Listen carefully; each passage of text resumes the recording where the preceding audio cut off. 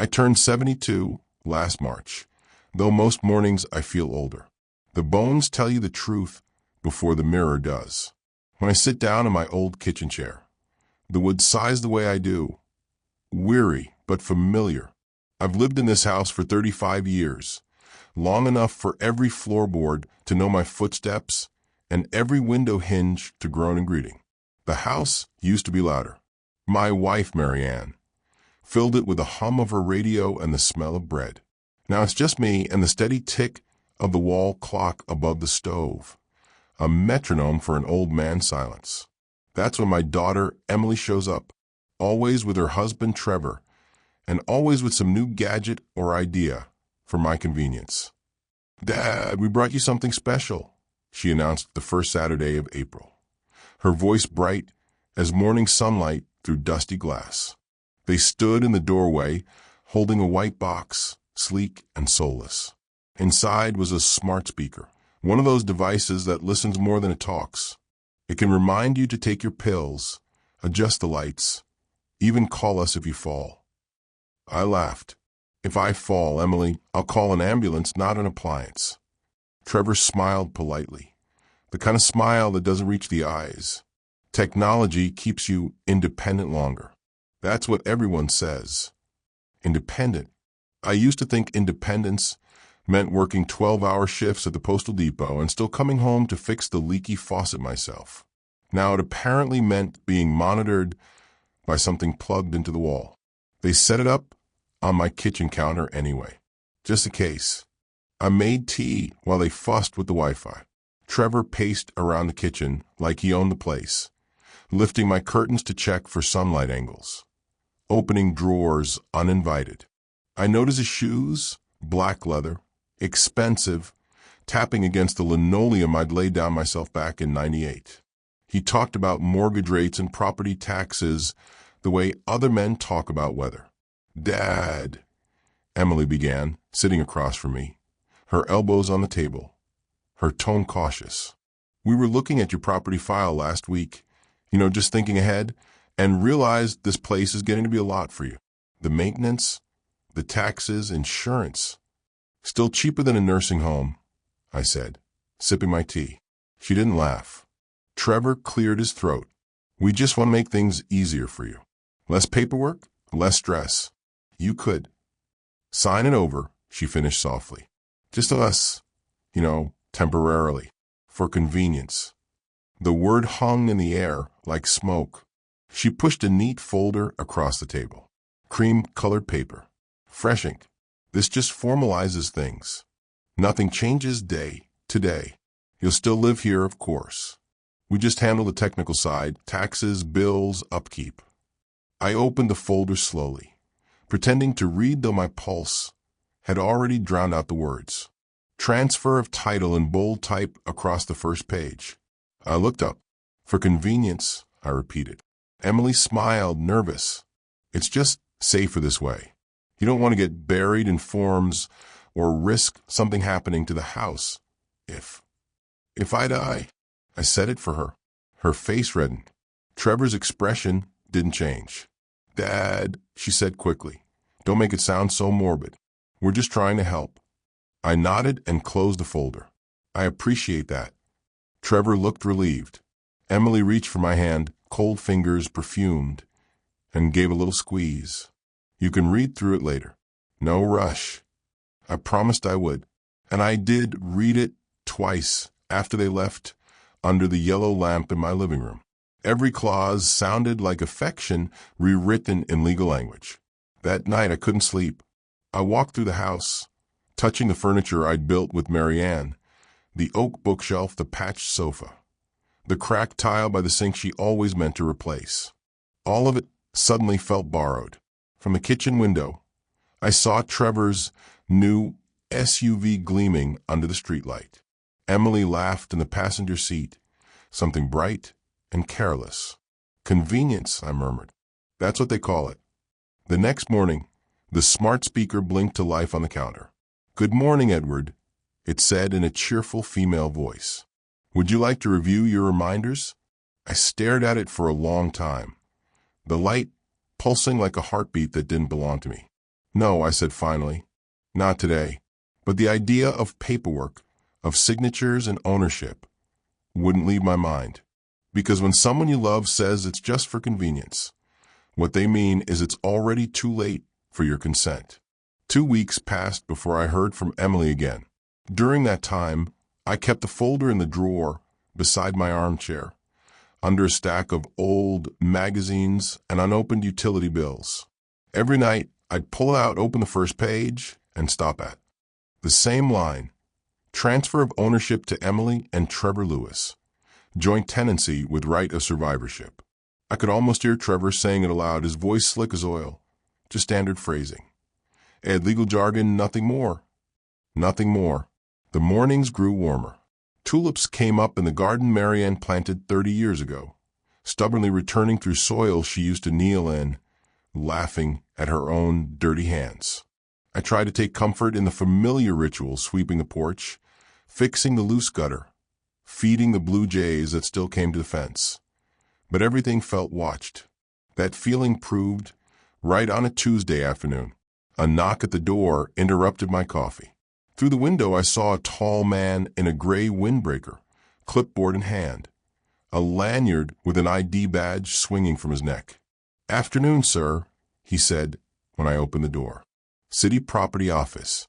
We're conducting valuation updates in your area. Mind if I step in for a quick inspection?" His voice was polite, practiced. But I've lived long enough to know when someone isn't telling the whole story. "City office, you say?" "Yes, sir." He flashed the badge, too quickly for me to read the name. Just routine. He stepped forward before I'd answered. His eyes swept over the hallway, the ceiling, the photographs of Marianne and Emily. "Lovely home. Built in the late 80s? 1989, I said, closing the door behind him. He jotted something on the clipboard, then asked a string of casual questions. The square footage, last roof replacement, heating type. When I hesitated, he filled in the answers himself, as if he already knew. "Who sent you?" I finally asked. He smiled the way people smile at children. "The office coordinates with homeowners or their representatives." Representatives. Something cold settled in my stomach. After he left, I watched from the window as he got into a white sedan parked half a block away. I could see him on his phone before he drove off. That evening, I called the city property office. The woman on the line told me, after a brief hold, that no inspectors had been scheduled for my address. So I called someone else, someone I hadn't spoken to in years. "Franklin Law," said a deep voice on the other end. "This is Thomas." "Tom, it's Ed Mallory." A pause, then a laugh. "Well, I'll be damned. Ed, you're still kicking." "Barely," I said. "Listen, Tom, I need a favor. You still handle real estate?" He did. I told him about the folder, about Emily's suggestion, about the uninvited inspector. He didn't interrupt, didn't laugh, didn't call me paranoid.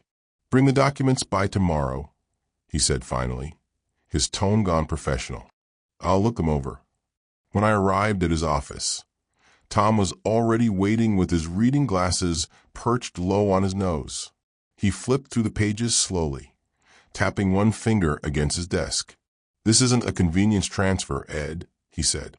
"It's a full conveyance. Once you sign this, the house is theirs. You'd have no legal standing, not even as a tenant." I nodded. I'd suspected as much, but hearing it confirmed was like feeling the ground tilt beneath me. And this clause here, they'd have the right to refinance or sell without notifying you. "Did they mention that?" "No," I said quietly. He exhaled through his teeth. "You've got to be careful, my friend. I've seen this kind of thing before, family or not. Money makes people rewrite definitions of love." On the way home, I stopped at the bakery where Marion used to buy raisin buns. The owner, Mrs. Price, still remembered me. She slipped an extra one into the paper bag for old time's sake. I sat on the park bench outside and watched the neighborhood kids ride their bikes. The smell of fresh bread mingled with cut grass. This was the life I'd built, street by street, paycheck by paycheck. Every inch of it had come from my hands, my sweat, my years. And now my own daughter had hired someone to measure it up like merchandise. That evening, when Emily called, her voice was syrupy. "Dad, did a property guy come by today? Just standard procedure. Nothing to worry about." Hum, I said, stirring my tea. "Funny. He said he was from the city. He didn't mention that he'd be stopping by." "Oh, right. Trevor arranged it through the broker he knows, just to get an idea of the house's value, in case you ever want to downsize." "In case I want to?" A pause. "Don't sound so suspicious, Dad. We're just thinking ahead. You know how hard it is for families when estates aren't in order." Families. Estates. The language of affection turned into accountancy. "I'm thinking ahead too, Emily," I said finally. "Don't worry about me." She seemed relieved. "Good. I knew you'd understand." After the call, I went to the garage and turned on the old lamp above my workbench. Dust floated through the light like tiny ghosts. I opened the drawer where I kept the title deed, the insurance, the original mortgage documents, all the proof that this house had been mine since 1989. I locked them inside a steel box and slid it under the shelf where Mary Ann's gardening tools still hung. Then I poured myself a drink, my first in months, and sat by the window watching the streetlights flicker. For the first time, the house didn't feel like shelter. It felt like bait, and the people circling it weren't family anymore. They were buyers. My 73rd birthday fell on a Sunday that smelled like rain. The kind of day Marion used to call good excuse for cake. Emily called me the night before. Her voice was soft, rehearsed. "Dad, you want to celebrate properly this year? Just dinner. Nothing fancy. 7 o'clock at our place. Trevor's grilling steaks." I almost said no. I almost told her I'd rather stay home, that my knee had been acting up, that old men don't need birthdays. But then she mentioned that Lily, my granddaughter, would be there, and that was reason enough. When I arrived the next evening, the house was glowing new patio furniture, a stone fire pit, an outdoor kitchen setup that could feed an army. I knew none of that existed 6 months ago. The smell of new money hung in the air, stronger than the smell of steak. "Dad," Emily called, opening the glass door with that bright, brittle smile of hers. She kissed my cheek quickly, perfume sharp enough to make my eyes sting. Come in." Trevor appeared behind her, holding a wine bottle like a trophy. "Look who finally made it. The man of the hour."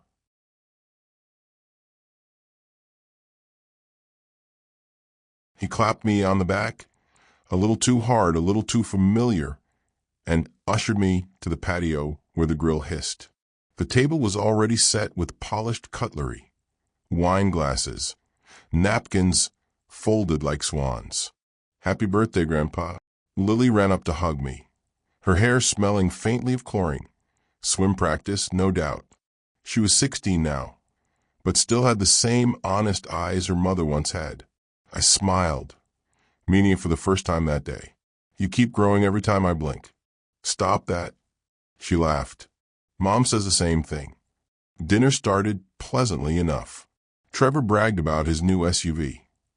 Emily nodded in all the right places. The steaks were overcooked but expensive, the kind of meal people serve when they want to impress, not nourish. It wasn't until dessert, a dense chocolate cake, that the evening shifted.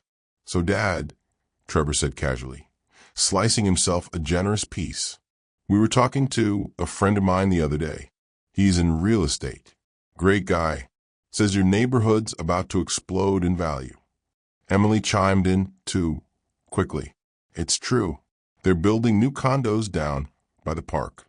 You could get an incredible price for your house right now." I set my fork down. "Is that so?" "Oh, yes," Trevor said, swirling his wine. "Actually, he's here tonight. Thought he could give you some advice. Totally informal." The sliding door opened, and in walked a tall man in a navy suit, crisp and confident. The same face I'd seen 2 weeks ago with a clipboard and a fake badge. "Mr. Mallory," he said smoothly, extending his hand. "Good to see you again." I took my time wiping my fingers on a napkin before shaking it. We've met. Emily looked confused. Oh, you two already. Yes, I interrupted. He's quite the inspector. A flicker of panic crossed her face, gone as quickly as it came. Right, well, small world. She laughed a little too loudly. Anyway, we thought maybe he could tell you what your place might fetch if you ever decide to sell.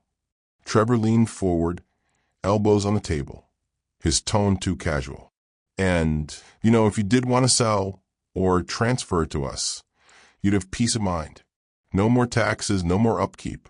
You could just relax, travel, enjoy yourself. I watched the rain bead along the glass patio cover, slow and heavy.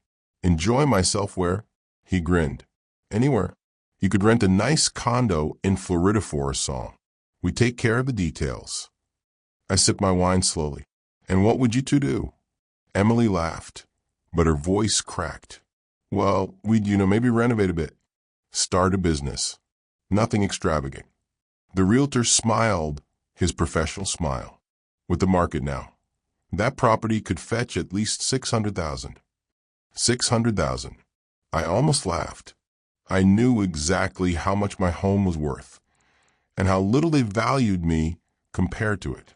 I leaned back, feeling the faintest twinge of amusement at their performance. That's quite a number. You've clearly done your homework. Trevor took the bait, mistaking calm for compliance. Exactly. So if you just sign that transfer. Emily nudged him under the table, but too late. Transfer. I repeated. You mean the one sitting in my drawer? The silence that followed was thick enough to chew. The realtor cleared his throat and muttered something about checking on his car. Emily's smile froze. Dad, don't, I said softly. You've said enough. Lily looked up, her fork halfway to her mouth, confused. What's going on? Nothing, sweetheart, I said. Your mother just wants to make sure Grandpa's comfortable. The tension cracked then. Laughter too loud. Glasses refilled too quickly.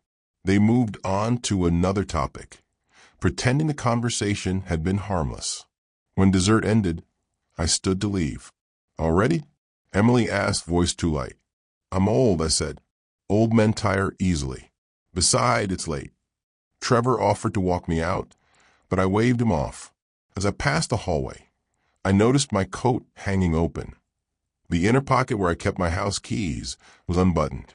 On the console table beside it sat my folder, the one I'd hidden at home. I picked it up slowly, brushing off a fingerprint that wasn't mine. Dad, wait. Emily's voice came from behind me, soft and pleading. I turned to her, really looking for the first time in months. She looked like Marion around the eyes, kind of eyes once, but greed changes even the gentlest faces. I said quietly, your mother used to worry I'd leave this house to you without thinking. I told her not to be ridiculous. Family takes care of family. Dad, turns out she was right. The words didn't rise in anger. They came out like dust, the sound of something settling. Finally, outside, the rain had stopped. The air smelled clean, honest. I walked to my car, folder under my arm, and sat there for a moment before starting the engine. Through the windshield, I could see them in the doorway, Trevor's arm around her shoulders, both silhouettes blurred by the porch light. They wanted my house. They'd forgotten it was my home. As I drove away, I passed their new mailbox, shiny, expensive, monogrammed. For a moment, I thought of stopping, rolling down the window and saying something. But what could I say that would matter to people who measured love in property value? Instead, I just whispered to myself, Happy birthday, old man. You finally learned your lesson. I didn't sleep that night. The wind kept knocking against the shutters, and every creak of the house felt like a whisper from Marianne, not words exactly, but reminders. They're selling your memories. Ed, don't let them. At dawn, I brewed coffee strong enough to wake a ghost and sat at the kitchen table with the folder open one last time. The paper still smelled faintly of Emily's perfume. I folded it carefully, slid it back into the envelope, and knew what I had to do. Bite a clock. I was driving downtown to see Tom Franklin again. The man hadn't changed much in 30 years. Same square shoulders, same careful eyes that had read contracts for half the town back when we still believed in handshakes. Back already, he said as I entered his office. I've made up my mind, I told him. I want to sell. Tom leaned back in his chair, pen tapping against his desk. You're sure, Ed? This house was a home, I interrupted. Now the weapon. Best to disarm it. He studied me for a long moment, then nodded. All right, we'll do it quietly. We listed it off market. Private sale only, by appointment. Within 2 weeks, there was an offer. A retired couple from Oregon, Roger and Helen Turner, looking to move closer to their daughter in town. They'd fallen in love with the magnolia tree out front, the same one Mary Ann planted the spring before Emily's first birthday. When they came to see the place, I watched from the porch as Helen ran her fingers along the brickwork and whispered, "It feels lived in." I smiled. It has been, carefully. We signed the papers in Tom's office the following Tuesday.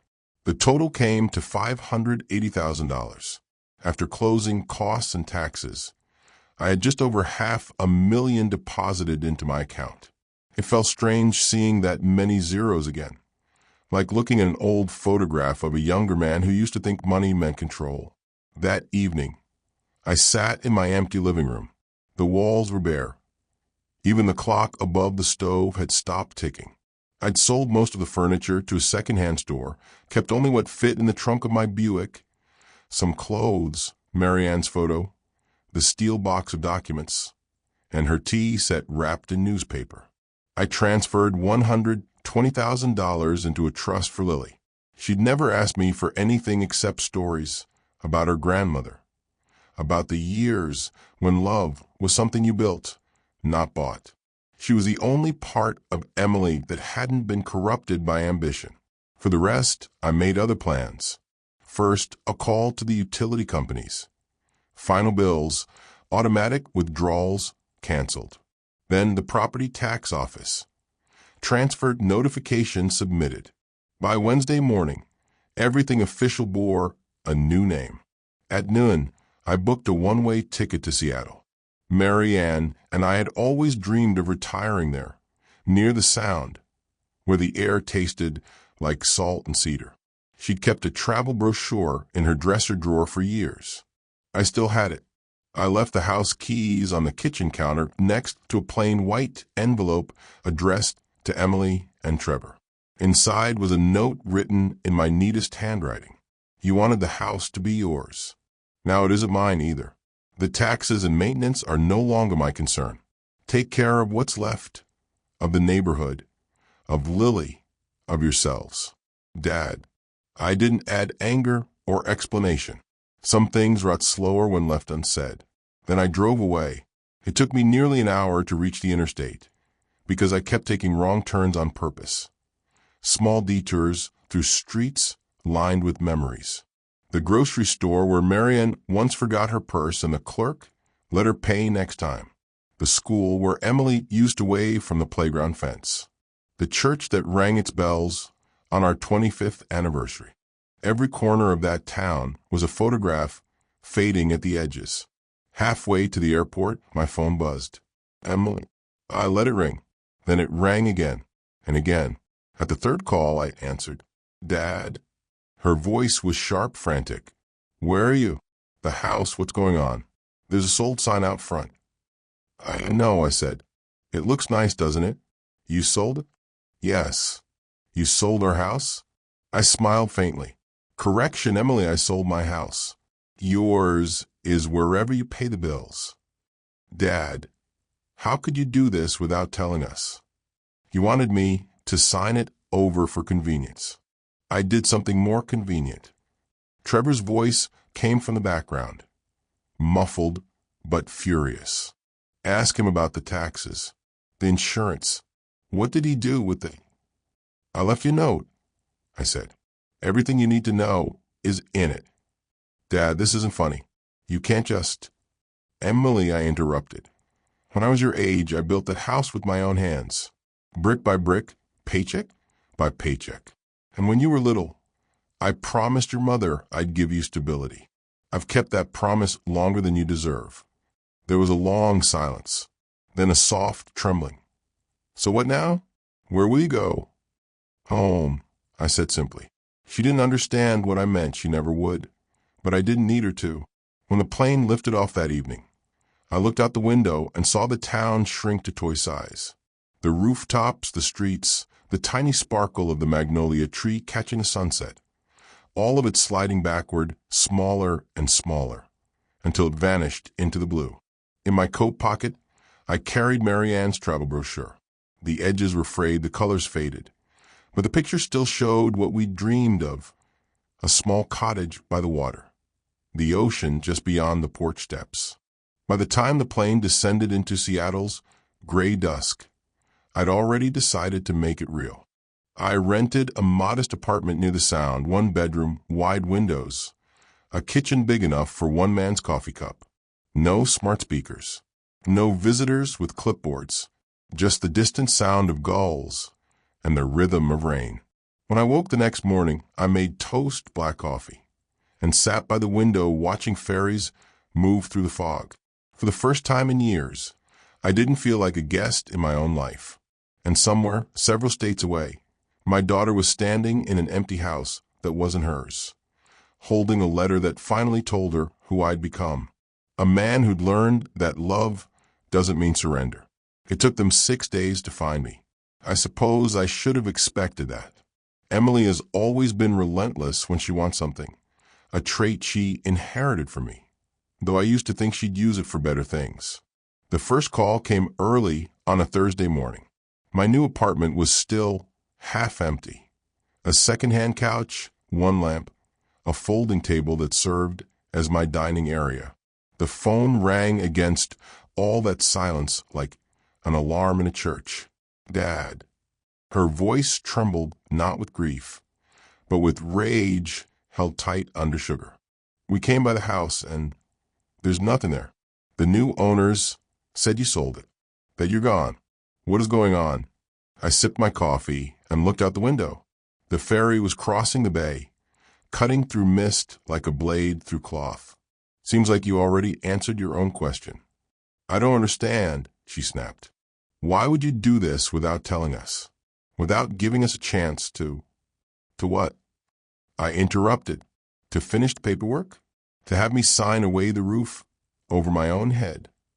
"That's not fair, Dad," she said, voice cracking. "We were trying to help you. You're old, alone, you can't manage all that upkeep." I laughed softly. "Funny thing, Emily, I managed fine until you decided I couldn't." There was a pause, long enough for me to hear her breathing quicken. Then another voice came on the line, colder, measured, businesslike. "Trevor, Mr. Mallory," he said, using my surname as if that created distance. "Let's talk rationally. You've made a serious mistake here. There are tax implications, title transfer issues, not to mention the emotional toll this has taken on Emily." "Emotional toll," I repeated, almost tasting the irony. "You should put that on your next mortgage form." Trevor's composure cracked. "Do you have any idea what this means for us? We spent money preparing to inherit something you didn't earn. That's not the point," he shouted. "You acted in bad faith. We could—" "What?" I asked. "Sue me? For selling my own property." The silence that followed was thick enough to fill the room. I let it stretch. When Emily spoke again, her tone had changed. Softer, pleading. "Dad, please. You can't just disappear. Lily's been asking about you. You didn't even say goodbye." That one landed. I felt it. For a moment, I almost broke. Almost. "Tell her I'll call soon," I said quietly. "And tell her not to believe everything she hears at home." "Dad." I hung up. The phone rang again a minute later, but I didn't answer.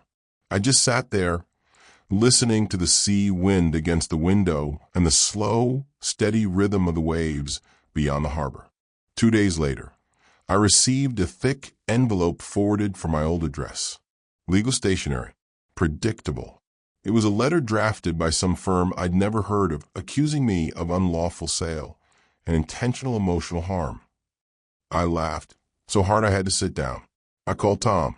Looks like they've started their crusade. He chuckled. Don't lose sleep over it. They've got no case. The deed was clean. The sale transparent. If they push, I'll handle it. You sure? Ed, they can't sue you for outsmarting them. That night, I slept well for the first time in months. A week later, there was a knock at my apartment door. I knew that rhythm. Quick, impatient, like someone trying to force politeness into anger. I opened it. Emily stood there, her face pale from the flight, hair disheveled, eyes red. She looked older than I remembered. Dad, she breathed, stepping inside before I could answer. I can't believe you're here like this, alone, in some tiny apartment. What are you doing? Living, I said. She looked around, horrified, at the modest furniture, the empty shelves, the faint smell of sea air. This isn't you. You belong in that house. You built it. I did, I said. And then I unbuilt it. Every hammer swing, every mortgage payment, undone. I just reversed the process. Dad, please. You can't be serious. I've never been more serious. Her jaw trembled. You think selling everything will teach us a lesson? You think this is justice? I studied her for a moment. She looked so much like her mother when she was angry, that same crease between her eyebrows. But where Mary Ann's anger came from love, Emily's came from loss, not of me, but of what she thought she owned. I don't want to teach you anything, I said. I just wanted to be free. She shook her head. You're going to regret this. Maybe, I said, but regret is still better than resentment. And I've had enough of that for one lifetime. Her eyes filled then, not with tears of guilt, but frustration. The kind that comes when control slips out of reach. You left Lily money, didn't you? She asked suddenly, her voice sharp again. I smiled. She's the only one who earned it. You had no right. I had every right, I said, my tone rising for the first time. You had intentions. I had rights. Don't confuse the two. She stood there for a long moment, breathing hard, then turned toward the door. You've destroyed this family. No, I said. I just stopped letting it destroy me. She hesitated, hand on the doorknob, then left without another word. That evening, I sat on the balcony with Mary Ann's photo propped on the table beside my cup. The sun was setting. A slow orange fade across the bay. Below me, a fisherman was packing up his nets, humming an old tune I couldn't quite place. My phone buzzed. A message from Tom. They dropped the case. Looks like they realized they'd only humiliate themselves. Congratulations, Ed. You're officially a free man. I stared at the words for a long time. Then I opened another message, one from an unknown number, a photo. Lily smiling, holding a small envelope. Beneath it, a text. Thank you, Grandpa. Mom's angry, but I think I understand now. You did what you had to. I felt something break loose in my chest. Not pain, but release. The tide was coming in. The water glittered, restless and forgiving. I raised my coffee cup toward the horizon. To you, Mary Ann, I whispered. We finally got our peace. Then I sat back and listened to the sea, letting the evening light fade, knowing that somewhere out there, the house that once held my life now belonged to strangers. And that was exactly as it should be, because some homes are meant to be lived in, and some are meant to be left behind. It's been 7 months since I left. Seattle has turned from gray to gold and back again. Seasons here fold over each other like pages in a worn book. The rain still comes most mornings soft and steady, washing the salt from the balconies, the memory from my bones. I've learned to like the quiet. There's a rhythm to solitude when you stop fighting it. My days are simple now. I wake up before sunrise, make oatmeal with a bit too much brown sugar, walk down to the pier with my thermos of coffee, and sit on the same bench facing the water. It's a stubborn piece of wood that's been there longer than I have. The paint peeling. The bolts rusted. But it holds me just fine. I've made some acquaintances, too. There's Ruth, who runs the little bakery on Harbor Street and always slips me a second roll for company. There's Dennis, a retired fisherman who spends his afternoons sketching boats in a notebook with hands that still smell of salt and rope. And there's a boy who sells newspapers on weekends, thin as a reed, polite as a prayer, who reminds me of Lily when she was young and curious about everything. Lily writes often now, real letters, not just texts. She tells me about college applications, about a part-time job at a cafe, about how she's saving up for her own car. She never mentions her mother, and I don't ask. In her last letter, she wrote, I miss the smell of Grandma's magnolia tree. But I think you were right, Grandpa. Some things have to be left behind so new things can grow. She enclosed a photo, her standing by the bay, wind in her hair, smiling without apology. That's my inheritance.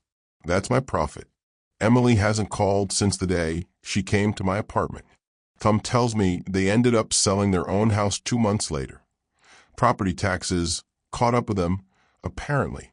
Trevor tried to refinance, but the new job he'd bragged about didn't last long.